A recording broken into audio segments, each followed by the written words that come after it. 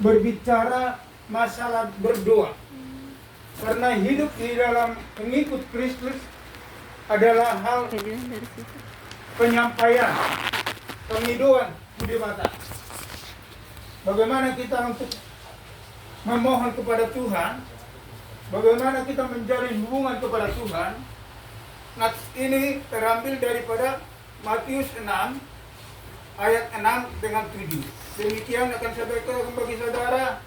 Tetapi jika engkau berdoa, masuklah ke dalam kamarmu, tutuplah pintu dan berdoa kepada Bapakmu yang ada di tempat tersembunyi. Maka Bapakmu yang melihat yang tersembunyi akan membalasnya kepadamu. Lagi pula dalam doamu itu, janganlah kamu bertele-tele seperti kebiasaan orang yang tidak mengenal Allah. Mereka menyangka bahwa karena banyaknya kata-kata doanya akan dikabulkan. Jadi ada dua hal yang kita boleh peroleh di sini, saudara yang terkasih dalam Tuhan, yaitu hal pertama, ketika kita merasakan hal-hal yang tidak kita inginkan, baik masalah di dalam pekerjaan, masalah di dalam anak-anak, masalah dengan bertetangga, masalah apapun dalam dunia ini. Karena kita tidak bisa berkata bahwa kita tidak punya masalah. Sekalipun manusia kaya, sekalipun mereka setengah kaya, yang sekalipun mereka miskin, yang merasa miskin, tetapi semuanya tetap mempunyai masalah. Oleh sebab itu, saudara terkasih dalam Tuhan, sebagaimana pujian kita untuk boleh kita margolas niroha. Marilah kita tetap berdoa kepada Tuhan, menyerahkan seluruhnya permohonan kita kepada Tuhan. Karena Tuhan itu diumpamakan sebagaimana hubungan kita dengan anak kita. Demikian akrabnya, sehingga hubungan kita dengan Tuhan itu dikatakan menjadi sahabat, saudaraku. Tempat kita curhat, memberitahukan segala apa yang isi hati kita, apa yang kita alami, apa yang kita perlukan dalam hidup keluarga kita ini, dalam diri kita ini, saudara. Maka dikatakan ketika kita berdoa, janganlah tutuplah pintumu, berdoalah kepada Tuhan. Masuk ke kamar dan tutup pintu, berdoalah, bercakap-cakaplah dengan Tuhan. Sebagaimana kita pada saat ini dapat bercakap-cakap, demikian juga ketika kita berdoa kepada Tuhan, kita dapat menyampaikan isi hati kita. Sehingga kadang-kadang untuk berdoa itu diperlukan waktu, saudaraku. Bisa 10 menit, 15 menit, dan melebihi. Oleh karena apa? Beban yang kita alami itu mau kita sampaikan kepada Tuhan, karena kita yakin Tuhan akan memberi pertolongan kepada kita. Karena Dia sanggup menolong kita, apapun yang kita alami, sakit penyakit kah, problem masalah apapun.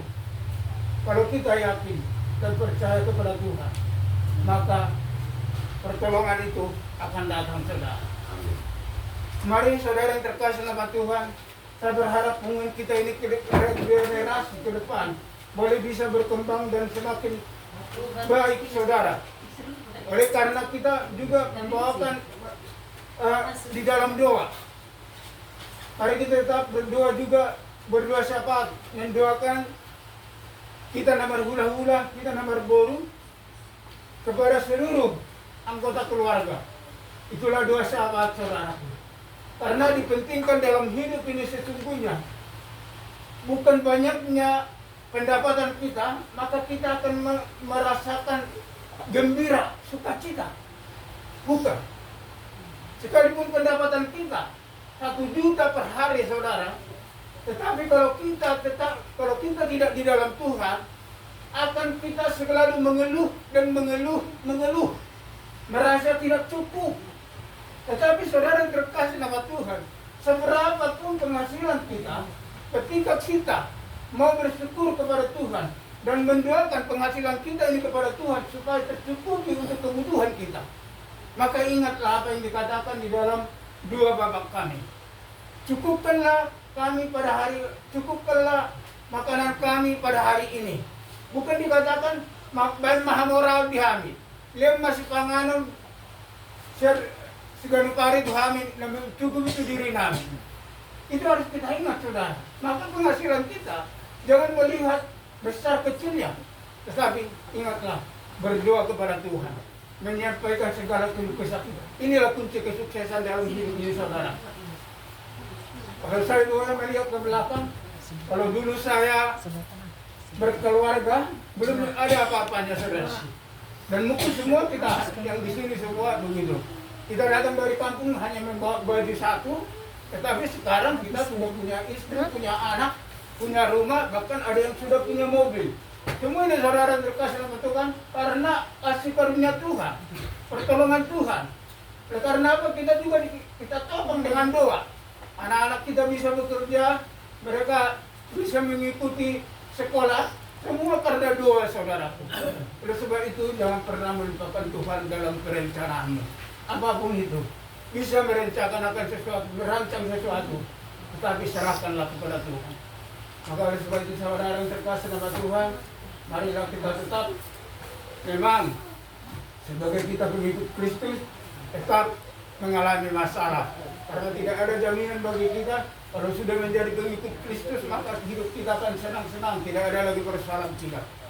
Tidak persoalan yang kita hadapi untuk mengingatkan kita kepada bersyukur dan berdoa kepada Tuhan. Demikianlah renungan pada saat ini. Saya serahkan ke pembawa acara.